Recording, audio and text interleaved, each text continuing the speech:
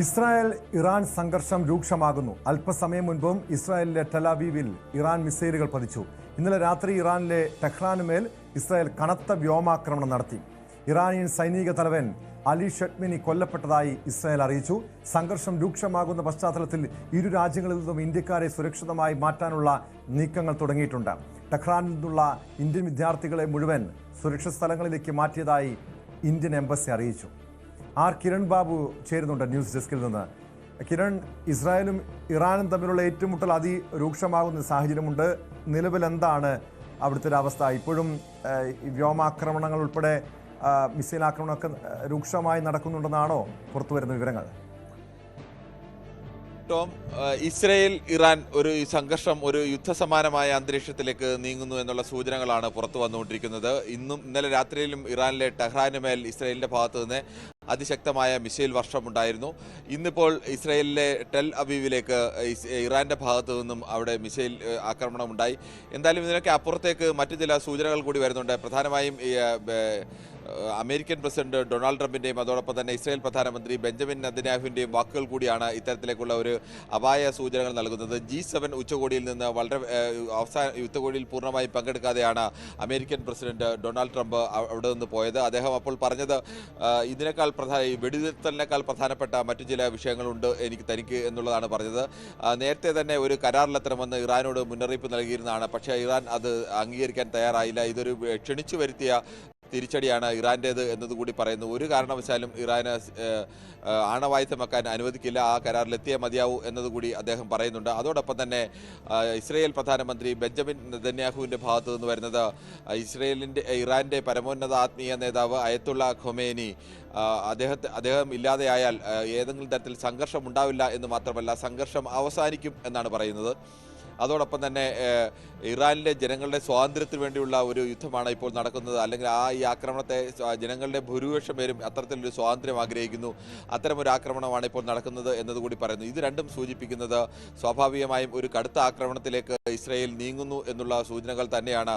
ഏതെങ്കിലും തരത്തിൽ ഒരു സമാധാന ശ്രമത്തിന് ഇപ്പോൾ G7 ഉച്ചകോടി നടന്നാൽ പോലും അവിടെ അങ്ങനെ ഒരു രൂക്ഷമായ ആക്രമണ യുദ്ധത്തിലേക്കൊക്കെ കാര്യങ്ങൾ നീങ്ങിയാൽ ഇസ്രായേലിലും ഇറാനിലും നിരവധി ഇന്ത്യക്കാരുണ്ട്.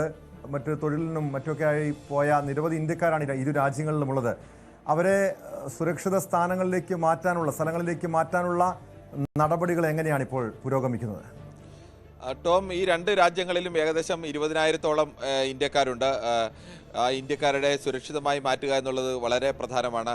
ഇസ്രയേലിനെ സംബന്ധിച്ച് അവിടെയുള്ള മഹാഭൂരിപക്ഷം പേരും അങ്ങനെ വരാൻ ആ രാജ്യത്ത് നിന്ന് മാറാൻ ആഗ്രഹിക്കുന്ന ആളുകളല്ല എന്ന ഒരു വസ്തുത കൂടിയുണ്ട്. ഇറാനിലെ ടെഹ്റാനിലാണ് ഇപ്പോൾ ഏറ്റവും കൂടുതൽ ആക്രമണം ഉണ്ടായത്. ടെഹ്റാനിൽ നിന്ന് പൂർണ്ണമായും ഇന്ത്യക്കാരെ ആ നഗരത്തിൽ നിന്ന് പൂർണ്ണമായും മാറ്റിയിട്ടുണ്ട്. അവരെ ടെഹ്റാൻ നഗരത്തിൽ നിന്ന് മാറ്റിയിട്ടുണ്ട്. പക്ഷേ ഇറാൻ രാജ്യം കടത്തി മറ്റു രാജ്യങ്ങളിലേക്ക് എല്ലാവരെയും ഒന്നും കൊണ്ടുപോകാൻ കഴിഞ്ഞിട്ടില്ല.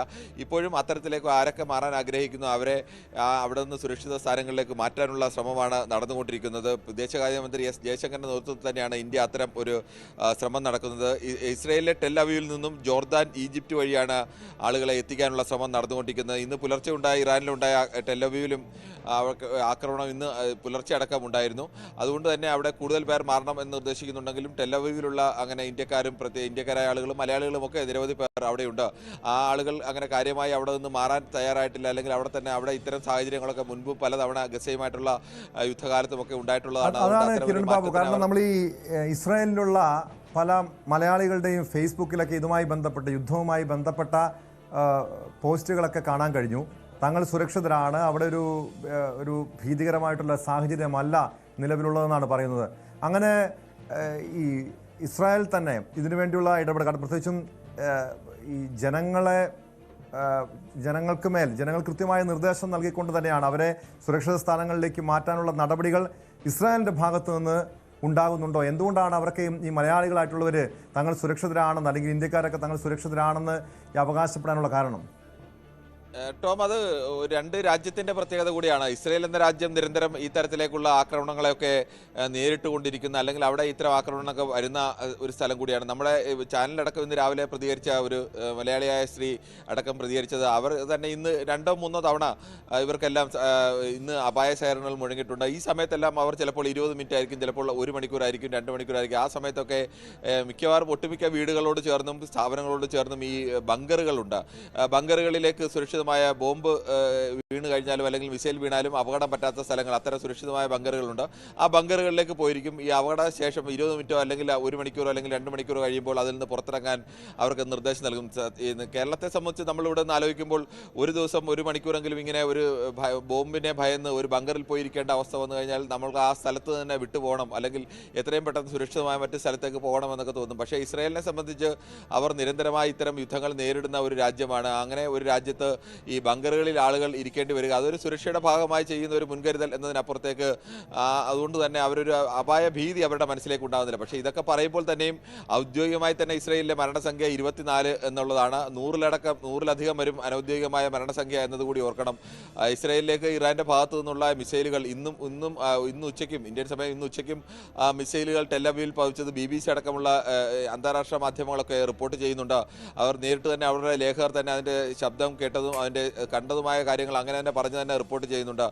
പ്രധാനപ്പെട്ട സ്ഥലങ്ങൾ, നഗരങ്ങളിലൊക്കെ അത്തരത്തിലേക്കുള്ള ബോംബ് മിസൈലുകളൊക്കെ വീഴുന്നുണ്ട്. ഈ ഇസ്രായേലിനെ സംബന്ധിച്ച് അയൺ ഡോം എന്ന് പറയുന്ന ലോകത്തെ തന്നെ ഏറ്റവും പ്രധാനപ്പെട്ട ഒരു വ്യോമ മിസൈൽ പ്രതിരോധ സംവിധാനമൊക്കെ ഉണ്ടെങ്കിലും 100 കണക്കിന് മിസൈലുകൾ ഒരേ സമയം ഇറാൻ വർഷിക്കുക എന്നുള്ളതാണ് ഇറാന്റെ രീതി. ആ രീതി വരുമ്പോൾ സ്വാഭാവികമായും 100 മിസൈലുകൾ ഒരുമിച്ച് വർഷിച്ചാൽ ചിലപ്പോൾ 90 എണ്ണമോ അല്ലെങ്കിൽ 85 എണ്ണമോ ഒക്കെ തടയാൻ കഴിഞ്ഞേക്കും. ബാക്കി വരുന്ന മിസൈലുകൾ വീഴുന്ന അവസ്ഥയൊക്കെ ഉണ്ട്. അത്തരത്തിൽ മിസൈലുകളൊക്കെ വിവിധ ഭാഗങ്ങൾ ടെല്ലവീവിലൊക്കെ വീഴുന്നുണ്ട്. പക്ഷേ അത് ഈ രാജ്യത്തെ സംബന്ധിച്ചിടത്തോളം ഗസയുമായിട്ടുള്ള ദീർഘകാലമുള്ള നിരന്തരമായ യുദ്ധങ്ങൾ, അങ്ങനെ നിരന്തരമായ യുദ്ധങ്ങളിലൂടെ കടന്നു വന്ന ഏത് സമയവും ആക്രമിക്കപ്പെടാൻ സാധ്യതയുള്ള ഒരു രാജ്യം എന്ന നിലയ്ക്ക് അവിടെ ഇത്തരം സാഹചര്യം വന്നു കഴിഞ്ഞാൽ അപായ സൈറൻ മുഴക്കുകയും അവിടെ ആളുകളൊക്കെ പോയി ഈ ബങ്കറുകളിലൊക്കെ സുരക്ഷിതമായിരിക്കുകയും അപായ സൈറൻ മുഴക്കി വീണ്ടും അടുത്ത സൈറൻ കേൾക്കുമ്പോൾ പുറത്തിറങ്ങി സാധാരണ ജീവിതത്തിലേക്ക് മടങ്ങി വരികയും വീണ്ടും ജോലിക്കിടയിലുമൊക്കെ ഇങ്ങനെയൊക്കെ പോയിരിക്കുകയും ഒക്കെ ചെയ്യുന്ന അനുഭവങ്ങൾ അവർക്ക് പലപ്പോഴും ഉണ്ടായിട്ടുണ്ട്. അതുകൊണ്ട് തന്നെ അവർ ഇതിനെ ഒരു വലിയ ഭീതിയായി കാണുന്നില്ല എന്നത് വേണം നമുക്ക് കാണാൻ. അത്തരമൊരു സാഹചര്യത്തിലൂടെ കടന്നു വന്നതിൻ്റെ ഒരു എക്സ്പീരിയൻസിൻ്റെ ഫലം കൂടിയാവാം അവർക്ക് അത് ഒരു ഭീതിയായി തോന്നുന്നത്. മറ്റു രാജ്യങ്ങളെ സംബന്ധിച്ചാണെങ്കിൽ അങ്ങനെ ബോംബ് വന്നു വീഴുന്നൊരവസ്ഥ ഉണ്ടായാൽ സ്വാഭാവികമായും ആളുകളൊക്കെ അവിടുന്ന് എത്രയും വേഗം രക്ഷപ്പെടാൻ ശ്രമിക്കും. നമ്മൾ ഈ ഇന്ത്യക്കാരെ രക്ഷപ്പെടണം എന്ന് പറയുമ്പോൾ ആ രാജ്യത്തെ ആളുകളൊക്കെ ഉണ്ട്. അവർ ആ രാജ്യത്തെ ആളുകൾക്ക് മറ്റെങ്ങോട്ടെങ്കിലും പോകാൻ കഴിയില്ല. അവർക്ക് ബോംബ് വന്നാലും എന്ത് വന്നാലും ആ ഭീഷണിയെ നേരിട്ട് നിൽക്കേണ്ടിയൊക്കെ വരും. അപ്പോൾ അത് ഓരോരുത്തരുടെ സാഹചര്യം കൂടി അനുസരിച്ചാണ് ആളുകൾ അവിടെ സുരക്ഷിതമാണോ അല്ലെങ്കിൽ ഭീതിയാണ് എന്നൊക്കെ തീരുമാനിക്കുകയും അവിടെ നിന്ന് മാറുകയും ഒക്കെ ചെയ്യുന്നത്. അതുതന്നെയാണ് കിരൺ ബാബു സൂചിപ്പിച്ചതുപോലെ ഇസ്രായേൽ ഇറാൻ സംഘർഷം രൂക്ഷമാകുന്നുണ്ടെങ്കിലും പ്രത്യേകിച്ച് ഇസ്രായേലിലുള്ള ഇന്ത്യക്കാർ സുരക്ഷിതരാണെന്ന് പറയുന്നു, മലയാളികൾ സുരക്ഷിതരാണെന്ന് അവർ തന്നെ അവകാശപ്പെടുന്നുണ്ട്. പല ഫേസ്ബുക്ക് പോസ്റ്റുകളിലും അതുതന്നെയാണ് മനസ്സിലാക്കാൻ കഴിയുന്നത്. പക്ഷേ ഇവിടെ കേരളത്തിൽ ചെറിയൊരു സംഘർഷം ഉണ്ടായാൽ പോലും ആശങ്കപ്പെടുന്ന ആളുകളാണ് നമ്മൾ മലയാളികൾ. പക്ഷേ അവിടെയുള്ളവർ, ഈ ഇസ്രായേലിലുള്ളവർ, അവർ ധൈര്യത്തോടെ തന്നെ അവരുടെ ഇസ്രായേൽ ഭരണകൂടത്തിൽ വലിയ വിശ്വാസം അർപ്പിക്കുന്നുണ്ട്. തങ്ങൾ സുരക്ഷിതമാണെന്ന് പറയുന്നുണ്ട്.